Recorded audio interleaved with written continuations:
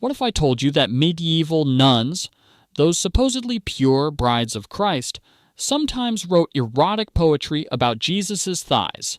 Yeah. Welcome to the holy thirst trap nobody wanted to talk about. Behind the convent walls, away from the sermons and the rosary beads, real women lived in isolation, burning with the same desires they'd sworn to renounce. And when you lock up hundreds of young women, deprive them of touch, and tell them to think only about divine love, well, let's just say things get weird fast. Today, we're diving headfirst into the darkly hilarious, awkward, and downright scandalous world of forbidden temptations in the convent, where purity met puberty and everyone pretended not to notice. So grab your holy water, maybe your therapist, and don't forget to subscribe, because learning history shouldn't make you feel this dirty, but somehow it always does. Let's get right into it. Number 10. The flesh versus the faith. Imagine being told that your body is evil, then being forced to spend every waking hour thinking about how not to think about it. Welcome to nun life, circa the Middle Ages. Nuns were taught that even the slightest sexual thought was a sin, yet they lived in tight quarters, sharing dorms, bathrooms, even bath water. Some slept 2 or 3 to a bed for warmth during winter. It was basically a medieval sleepover. If every girl had taken a vow of chastity and the devil was your sleep paralysis demon, clergy manuals warned nuns that demons could invade their dreams and make them feel pleasure as a test of faith. But here's the kicker. These manuals often described the sensations in graphic detail, so in trying to prevent lust, they were basically writing 14th century erotica. Some convents kept journals of temptations to be read by confessors, and these entries were wild. One nun wrote about seeing Jesus appear to her in radiant beauty, clothed only in light. Another admitted she had felt the warmth of divine embrace upon her flesh. The priests, of course, called it spiritual ecstasy. Sure, January, because nothing screams holiness like trying to pray away a wet dream. Number 9. The confession. Booth confessions. If therapy existed in the Middle Ages, it would have looked exactly like confession, except your therapist judged you and probably smelled like incense. Nuns were required to confess everything, including their impure thoughts. That meant describing in detail every forbidden fantasy. Some priests even asked leading questions to help them remember. Yeah, it got creepy. One bishop in 1275 warned priests not to probe the sisters too closely during confession. Translation: stop turning confession into softcore fanfiction, Father. But it wasn't just men taking advantage. Some nuns confessed mutual temptations with each other.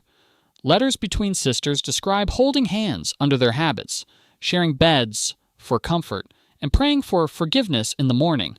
Church officials later used these letters as evidence of satanic influence, because apparently even a hug could be the devil's work if it felt too nice. It's hard not to see the tragic irony here, women seeking forgiveness for feeling human.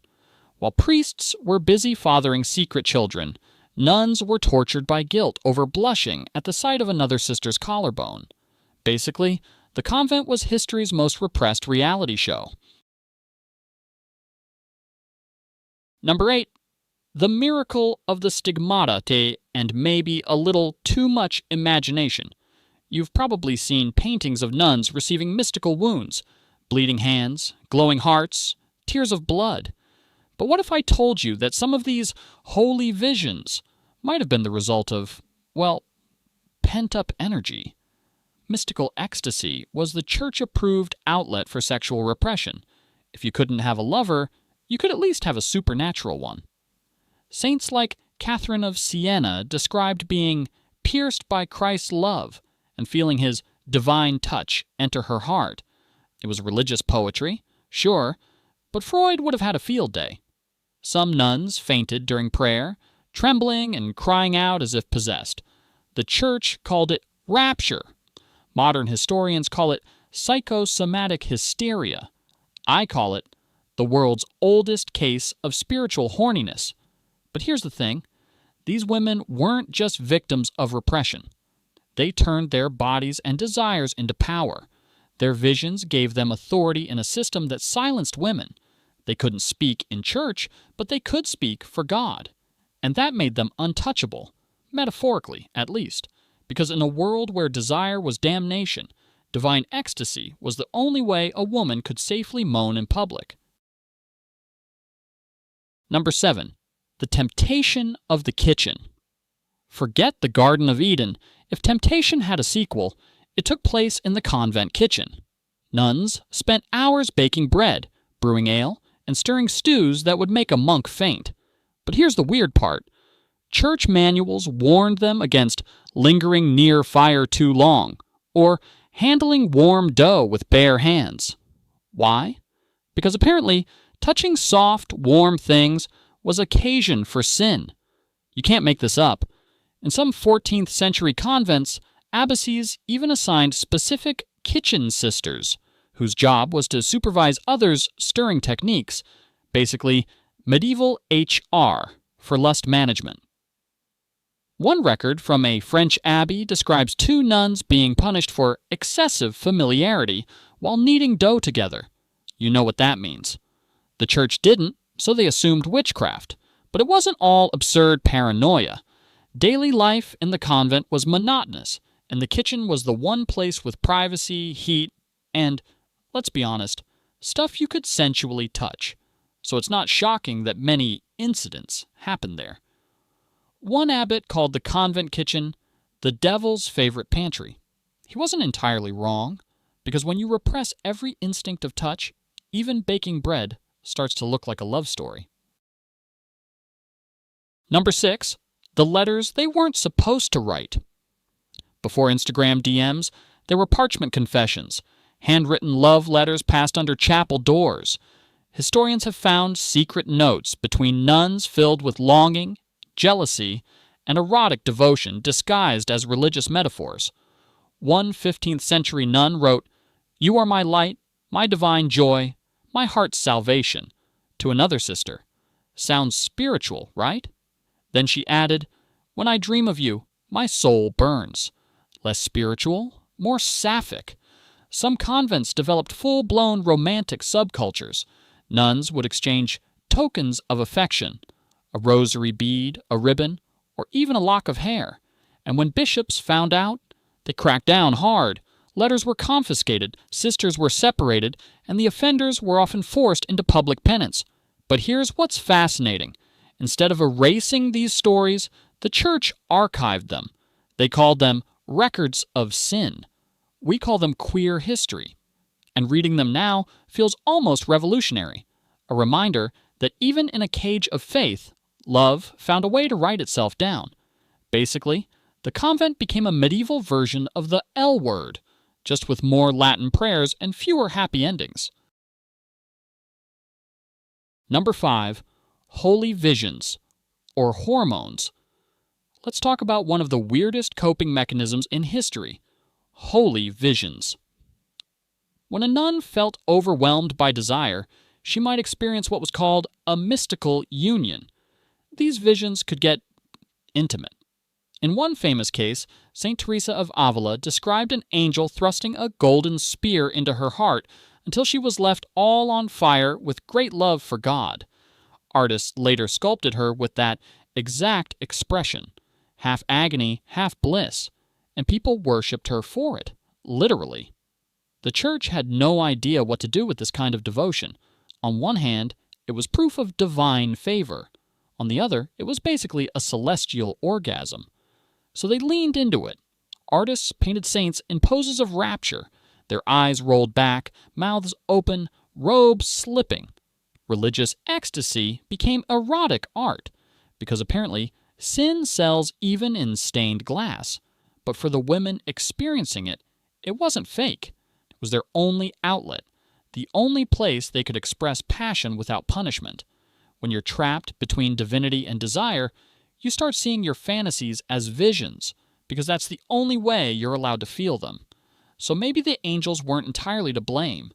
maybe the visions were just what happens when faith meets frustration, and the brain says, "Fine, if you won't let me love anyone, I'll make God hot instead." Number 4. The case of Sister Benedetta, God's girlfriend. If history were a Netflix show, Sister Benedetta Carlini would have been the main character. Part prophet, part scandal, all chaos. In 17th century Italy, Benedetta claimed to have divine visions, angels speaking to her, Christ visiting her in dreams, the full mystical package. The church loved it until they didn't. See, her visions got very specific. She described being embraced by a radiant being of light, who later identified himself as Jesus.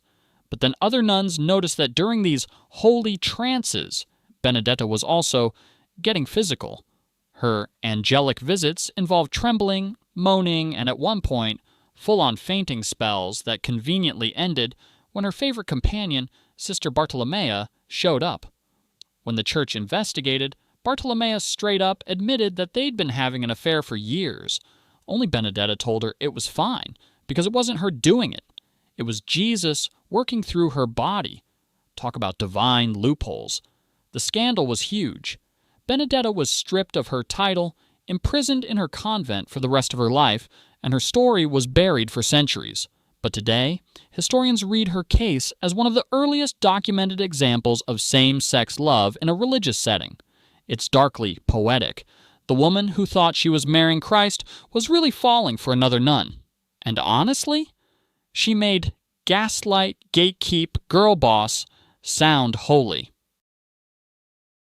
Number 3. The devil's bedroom. When nuns broke their vows, or were simply accused of it, the church had a favorite explanation: demonic possession. Because obviously, no woman could just want something. It had to be Satan. In the 1600s, convents across Europe experienced mass possessions. Nuns screamed, levitated, and confessed to sleeping with demons disguised as monks or angels. But what historians later discovered was even darker. Many of these so-called possessions started after years of isolation and repression. The infamous Loudun convent in France is the best example. A group of Ursuline nuns accused a priest, Urbain Grandier, of summoning demons to seduce them. The women convulsed, cursed, and acted out their supposed lustful torments in public exorcisms that drew crowds. It was the original viral scandal. But if you read their testimonies, it's clear they were expressing something deeper: rage, frustration, maybe even envy at the freedom men had. Society gave them no language for desire or rebellion, so they used the only one available: possession. The church burned the priest, freed the nuns, and called it divine justice. But historians now call it psychological hysteria brought on by confinement and denial. In other words, when you forbid every form of love, even demons start looking like potential boyfriends.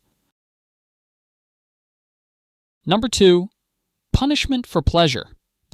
So what happened if a nun did get caught giving in to temptation? Spoiler: nothing good. Convents ran on strict discipline. Think Mean Girls, but everyone's wearing black and carrying rosaries. A nun caught in an impure act could face everything from public humiliation to actual imprisonment. Some were locked in isolation cells for months, forced to fast, or whipped in front of their sisters. The church called it correction. We'd call it trauma. And yet, despite these horrors, many nuns wrote about forgiveness, love, and compassion. Some even confessed again and again just to see the priest they'd grown attached to, because apparently, forbidden attraction is stronger than fear of eternal damnation. One abbess in Spain admitted that she felt unworthy of God's mercy because she couldn't stop dreaming of her confessor. Another begged to be sent to a harsher convent, thinking pain might burn away her desire. It didn't. There's something painfully human about that. The endless loop of guilt, faith, and longing. These women weren't monsters or heretics. They were just human beings trying to make sense of feelings they'd been told were evil. Because when your body is treated like a battlefield, you can't help but sin just by existing. Number 1. The forbidden flesh and the silent rebellion. Here's the thing. No priest dared to write down. Many nuns didn't just fail at chastity, they consciously chose to rebel.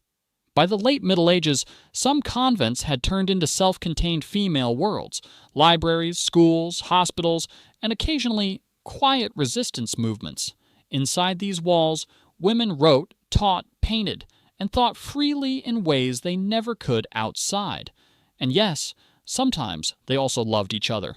Letters from 15th century Germany described nuns kissing in the gardens after Compline, a sin that abbesses often punished lightly or ignored entirely.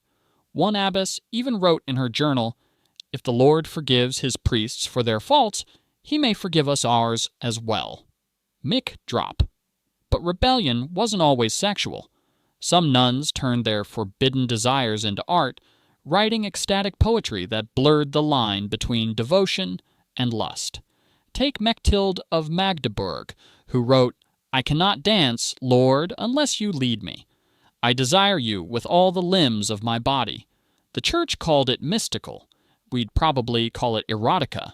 The beauty and tragedy of these stories is that they show how even under vows of silence and obedience, women found ways to feel alive.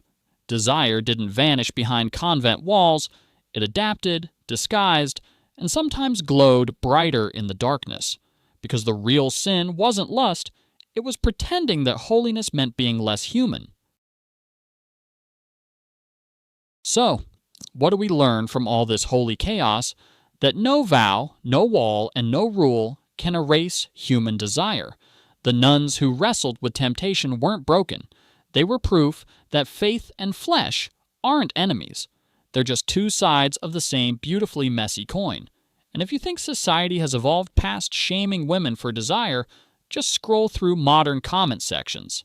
We've traded rosaries for algorithms, but the judgment still stings the same. History's dark joke is that every generation thinks it's purer than the last, yet everyone ends up fighting the same secret battles between what we're told to want and what we actually crave. So maybe the lesson here isn't to suppress the sinful, but to finally admit we're all a little human under the habit. That's all for today. I'll be making similar videos in the future. Subscribe to see them.